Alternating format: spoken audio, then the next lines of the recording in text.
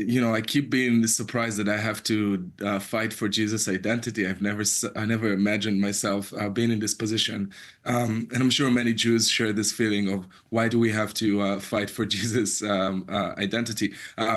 Jesus was a Jew. In Luke 2:21, Jesus was circumcised. I think it's safe to say, the Jewish people have been technically kind of whitewashed out of history with the portrayals, obviously over years, and now a portrayal claiming the Palestinian identity. Explain why historically it's not a factor. There was no such thing back then. Right. I mean, Jesus wasn't a Palestinian because Palestine was named that after the Romans conquered Israel, and the Emperor Hadrian renamed this land to punish the Jews and to completely remove any sovereignty from our homeland. So rewriting Jesus' identity is just rewriting Jewish history. That's why so many of them are doing it, and that's why a lot of us are upset, because we recognize that it's not about fighting for anyone's rights, but it's only to erase Jewish connection to this land.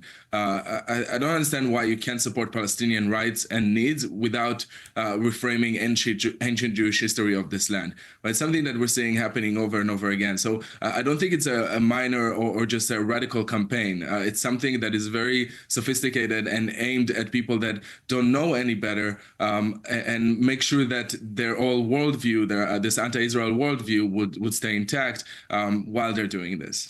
Obviously, screen legend Sir Anthony Hopkins didn't have an issue. He plays King Herod, and he has a history. Apparently, he grew up with Jewish families, was involved in their Shabbat home things, turning on lights and whatnot.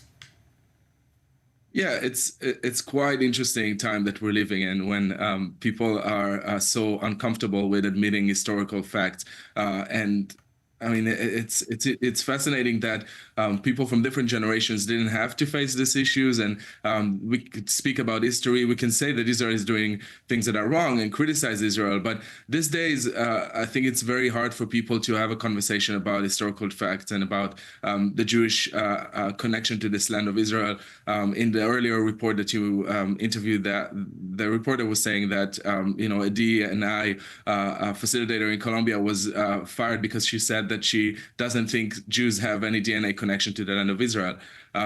Truth and fact really don't care about what a facilitator in Colombia feels about Jews. The reality and history will always be the strongest case we have for why Jews have the right to live in Israel, and why being anti-Israel is really anti-Semitic.